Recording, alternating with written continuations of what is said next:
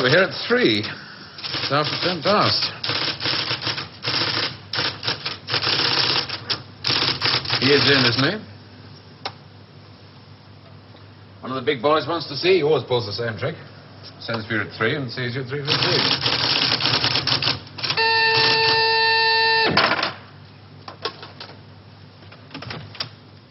Mr. Larkin to see you, J.G.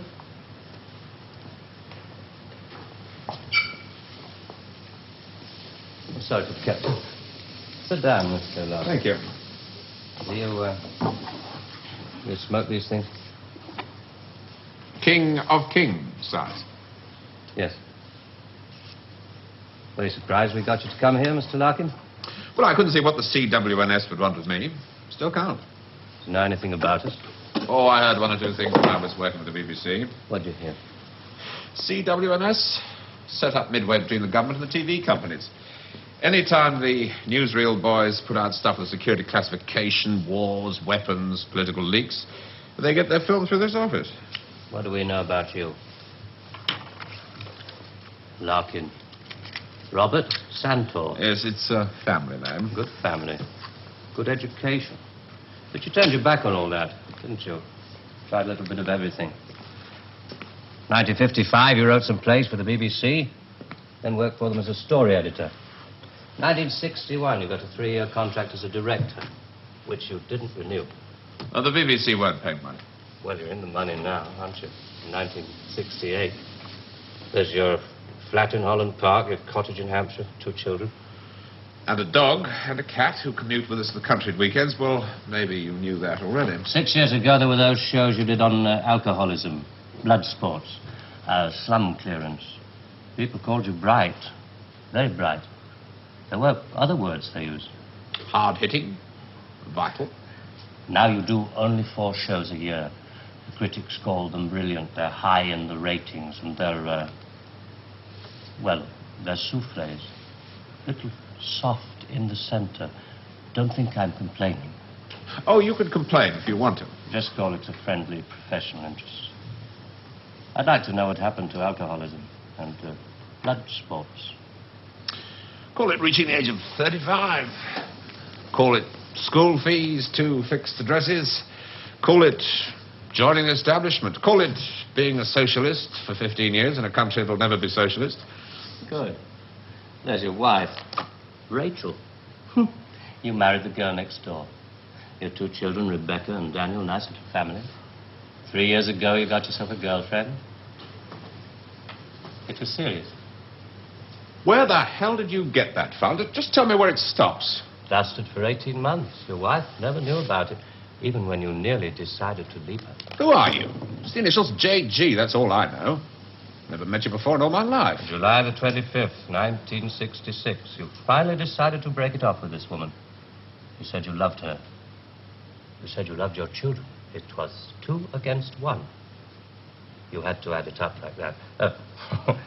Sorry, your cigar is burning my desk. Sheila told you all this? We have ways of finding things out. But why?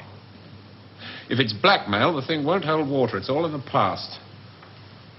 Well, there'd be pain, of course, for Rachel and the children. But you wouldn't get anything else out of it. No, it isn't blackmail. We've just been interested in you for a long time. Interested? You went back to your wife because you said it was 2 against 1. I call that very responsible. We're interested in very responsible people. In fact, we have a little index for them. We call it their power quotient. A ratio of responsibility as against aggression. Yours is very low. 0.2. That's very low. Just what we need. Sit down. Please. I'm sorry, the language must seem rather strange at first, but we take it very seriously. Just to show you how seriously, I'm going to tell you how we checked up on you. We call these things surgical transmitters. One was fitted inside you when you went into the Charing Cross Hospital 3 years ago. Appendix, wasn't it? Transmitter? Are you trying to tell me that you listen to every word I say? A machine does. untouched by human hand. There's a little gadget in these things that ties up with the pulse rate. Puts a bleep onto anything that you're excited about saying. British. Power quotient, surgical transmitters, high-speed tape. It's Doctor Who. I'm for the real world, Jack. Good afternoon. I shall just have to give you an example. On July the 26th, 1966, you were talking to this girl, Sheila, about love. You said to her, I quote, "The kind of love I have for you, Sheila, well, it's bed love and it's more. It's staying in bed till 6 p.m. and saying I can't go to the office today. It's eating breakfast at twilight, laughing at leaves on the pavement." I don't believe there's any such thing as these surgical transmitters. You got Sheila to tell you all this. Then you wrote it down the way I might have said it. You're a good guesser.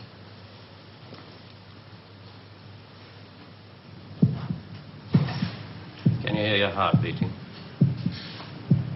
It's eating breakfast at twilight, laughing at leaves on the pavement, getting a cab to a silly movie to Paris.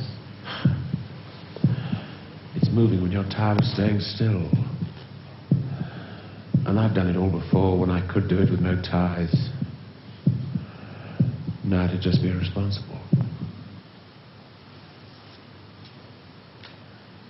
So there really is one of those things inside me.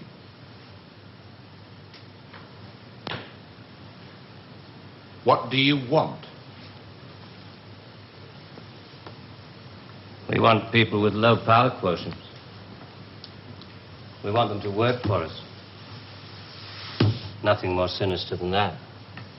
All this just to offer me a job. Special sort of job. The newspapers talk about the corridors of power, the power elite. Let's just say we'd like you to join the club. Oh. There's a vacancy in our newsreel department. We'd like you to help plan the news for 1973. Come again? Plan the news for 1973.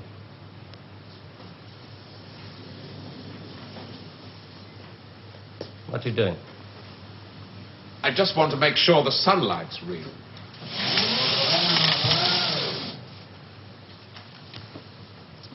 I always tell people, news is the most highly developed form of fiction. The most difficult. Come on. I just want to show you something. There's no obligation to buy. Really. News requires imagination. News requires responsibility. We think you're well qualified. Please. AA security, sprinkler systems and other services do not operate beyond this point.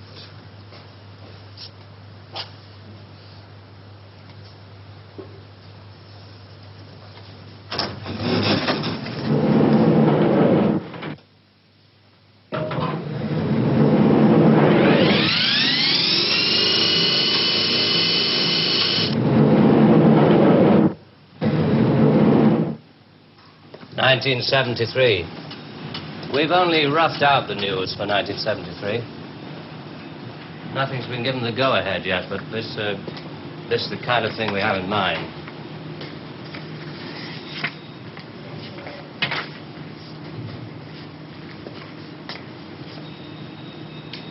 Come.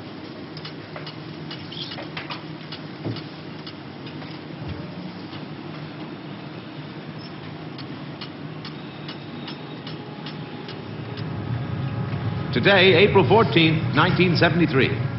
First historic pictures by Radstar of the combined U.S.-Russian landing on the moon. Shown here are Majors Webb and Mikhailovich taking their first steps into the unknown, firing their retro-rockets to land their spacecraft on the dust-covered surface. A comforting note for us stay-at-homes, both the Pentagon and the Kremlin have announced that the moon has no strategic value. A comforting note for us to stay at home.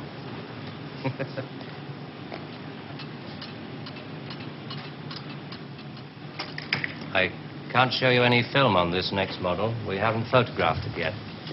But this is the way it will sound. June the 22nd, 1973. The State Department releases film of the ultimate weapon, codenamed Icarus. This satellite is equipped with a solid reactor. In layman's terms, it can freeze air solid, stopping all missiles, killing all forms of life. Icarus orbits at the same speed as the Earth, can hang in position over every major city that threatens the peace-loving nations. Rather proud of this one. Come on.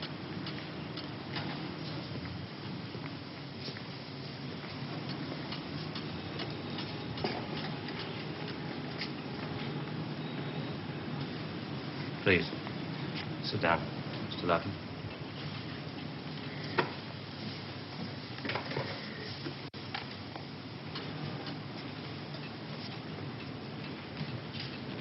September the 5th, 1973. The new phase in global warfare. War by example. At 4:32 our time, China took out the remote Indian border village of Bangalore, unprotected by the Icarus network.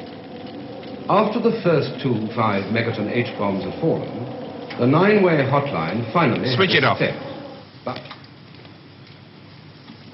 This is going to happen in 1973. You're going to make this happen? No. We're going to make models, much cheaper. Then we photograph the models. Fake newsreels. That's fake newsreels. For the past 10 years, people have been looking at our fake newsreels and listening to our fake commentaries. And they accept it for the truth. And you can do it. Stop 100 people in the street. How many of them have actually seen a missile or a satellite? They're just told they exist and they believe it. Yes, you're getting there. I knew you would. Well, now, the moon rocket and the satellite, that you can get away with. That's too remote for people to grasp. It's too far away. But this... I mean, you invented this village on the Indo-Chinese border. Oh, yes. Well, somebody could check up. Very mountainous territory up there. There'll be no survivors in 1973. No rescue work. Radiation scare. Yes. You can do it. This could be the news for 1973. Not necessarily exactly like this. We only plan in detail 1 year ahead. Oh, you only plan 1 year ahead. Hey, tell me, what is the news item that's bothered you the most in the past year, 1967? Oh, well, it has to be the new American intercontinental ballistic missile, the Boy Wonder, doesn't it? Just the one I asked him to set up for you. The new ICBM, codename Boy Wonder, with a much-talked-about Mercury warhead. I haven't any special effects up here, but perhaps with the proper sound. Blast off. And Robert Larkin, television director, high IQ, 35 years old, is scared. Scared by nothing. It doesn't work. It's a scientific impossibility. The same goes for the much-talked-about Mercury warhead. Perspex. Well, if this rocket doesn't work, then the others... They have a fireworks party at Cape Kennedy almost every other day. Well, you didn't really believe there were all these things whizzing about up there, did you? Sputniks and rockets. Astronauts crossing their legs for 8 days. How long has this been going on? Since Hiroshima. And the H-bomb, you mean... that doesn't work either? Right. Dirty. Very, very dirty. What was your first reaction? Relief. Oh, yes. Yes, it has to be relief.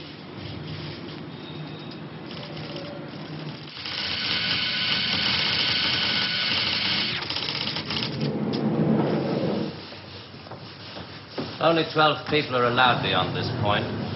Most of them work in the photographic department, taking phony newsreel pictures of our models and processing film and so on. Sit down, please.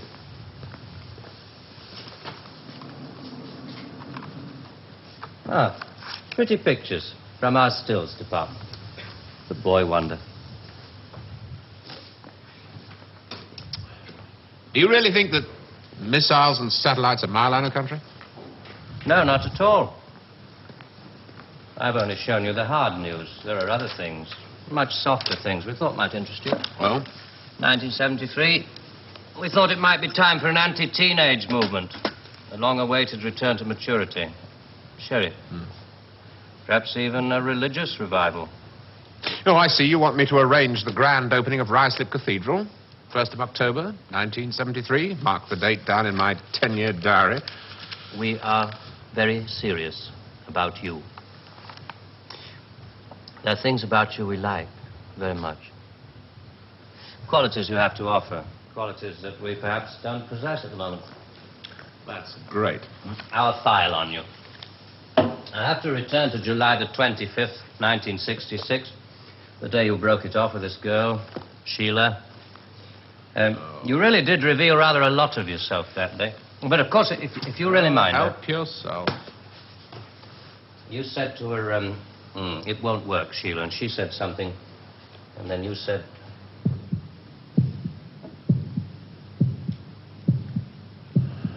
You remember I went away with Rachel and the kids to the seaside? It was midweek and this huge stretch of sand was empty. Just a circle of footprints around 3 sand castles and tracks out to sea. The whole damn day of my family marked out in front of me. The sun was going down. Rachel kept calling the kids to get dressed. She picked up buckets and spades, corny bloody things like that. I was up at the car. I looked at those footprints and I knew those people were slipping away. There were things I could tell them. We rather like that bit about footprints. You see, in this job, some of us have got rather a long way away from the idea of footprints in the sand. Those footprints were made by my children. Now, you want me to scare the hell out of them with every bomb from A to H inclusive. Well, why? I mean, when did it all start? 1945. You may remember the Americans let off their 2 atomic bombs. Well, they didn't want other people doing the same thing. I mean, you do see that, don't you? Oh, I don't know. Well, to scare the people off, the Americans put it up, and the atomic bomb was halfway along the line to something much bigger, the hydrogen bomb. It didn't work. They spent 5 years in negative research. Well, what about the Russians? They're supposed to have quite a pile of these things. We were surprised when they started their tests. Then we got a few feelers from their Secret Service. Nowadays, we work very closely together. Oh, all these stories about spies going off to Russia. Mr. Philby, remember? Just good copy for the Sunday papers. Good copy. Well, the Chinese. I mean, they've just announced their bomb. Yeah, we played along with it. We recorded their phony explosion. We're rather hoping the Chinese will come along, complete the pattern, you know. In Vietnam, hundreds of people are being killed every week. Well, you can't do that with your models. No. And you can't kill people of bad habits in 2 generations. They like to carry rifles. They like to put lines on maps. And we let them because we control the situation. There's no danger of world war. Just a simple choice for everybody. Capitalism or communism. Strawberry or vanilla. It all adds up to the same thing now we've got rid of the big bangers. Well, how can you be sure that Johnson, Kosygin aren't working on other things? Poison gases, bacteria. Pathetic, man of your intelligence.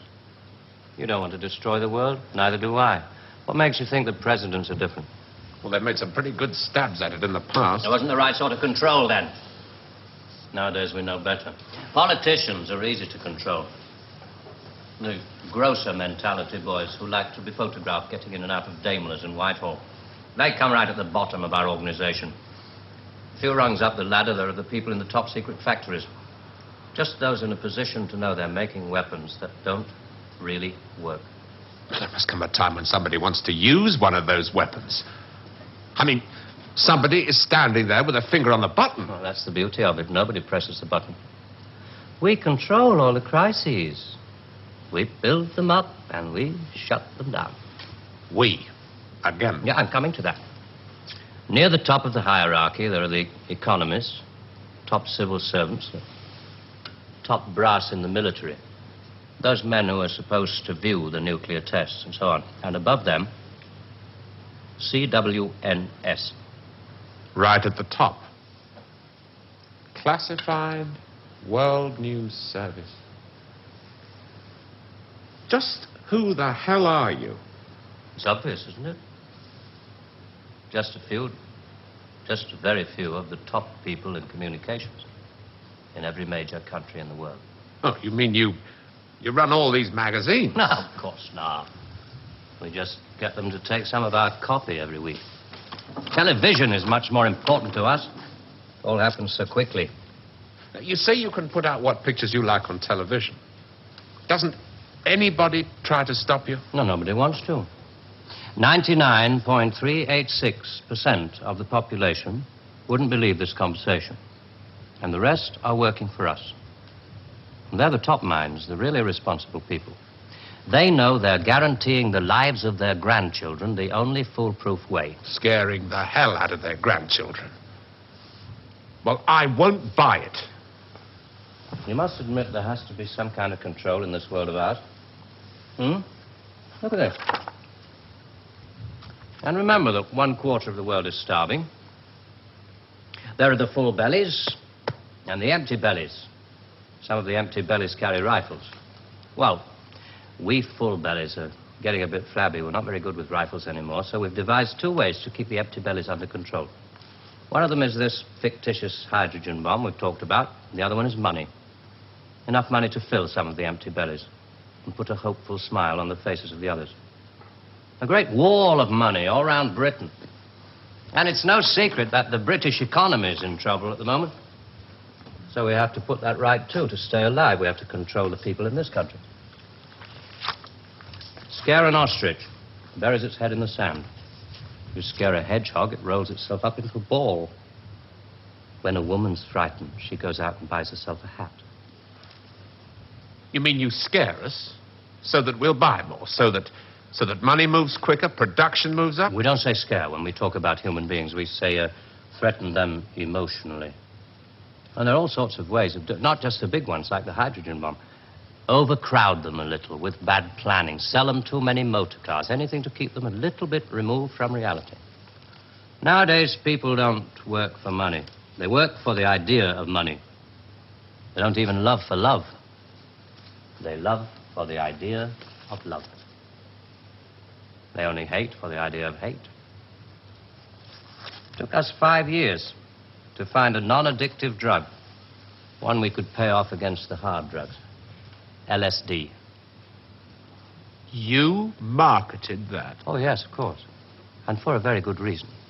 Some of these protest movements were getting a little bit too close to the mark. LSD gave them nice little hallucinations. Made them talk like 3-year-olds. Throw flowers at policemen. Shall we talk terms? You're not still going to ask me to work for you? I'm afraid I've had to put all this rather bluntly. You see, there wasn't really very much time. It must be rather a shock. Well, I mean, most people realize that the world is controlled from about 6 big cities. But it must be rather shocking to learn that a 1/6 of the world is controlled from this building. You mean you? Oh, no. I only rate an office on the 7th floor. There are 2 other offices above this one. And a giant computer system. Link number 4 in world control. A computer? And what's so remarkable about that? It's just a machine that can store a vast amount of information. A machine that knows too bloody much. Now you're being hysterical about it. The computer's very simple. You feed data into it. Anything from the Wall Street closing prices to the North Atlantic weather reports. And you get decisions. That machine's taken you over. It's just a machine. Extra hands for the people who know how to control it. Well, This one, above us, it's square, in a box. Yeah, I suppose you could call it square in a sort of a box. Do you know why I go away at weekends? To get away from people in boxes. They live in boxes. They get their thoughts, their problems, and their answers out of boxes. And I like to get away at weekends because they're not people anymore. Now, you know all about me. My cottage in Hampshire. But did you know that there's a line of trees that goes right up past the house? And the noise they make is like the sea. Did you know that I find it difficult to sleep in the country? And I like to go and stand in the garden before dawn. And I feel good because I know that my wife and my children are asleep inside. And I like to go out and walk past the wet hedgerows until I can see pasture land and the smoke from the cottages in the village. This may be all very well for one of your grassroots programs, but I'm afraid time is running out. I ought to tell you, we pay a great deal of money. We can afford to. We save such a lot on things like the national defense budget, so on. We would start you off at £250,000 a year. Oh. Rising to £1 million when you make the Ministry of Morality, which I know you will. Will you let me out of here? One little point. I should have told you about these surgical transmitters.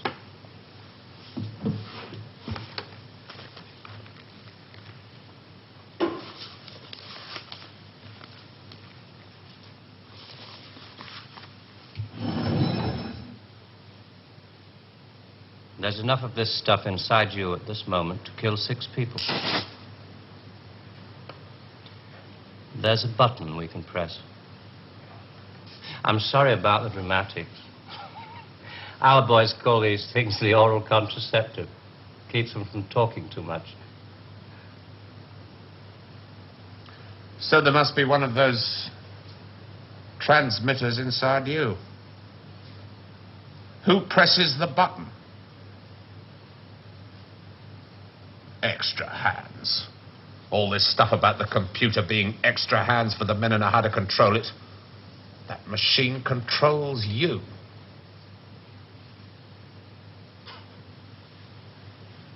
You start on Monday.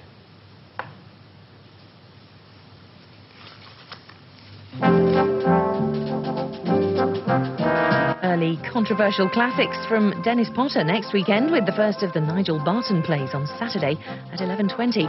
But next tonight, Tony Palmer's very personal film looking at the relationship between pop music, youth culture, money and violence. All My Loving in a moment.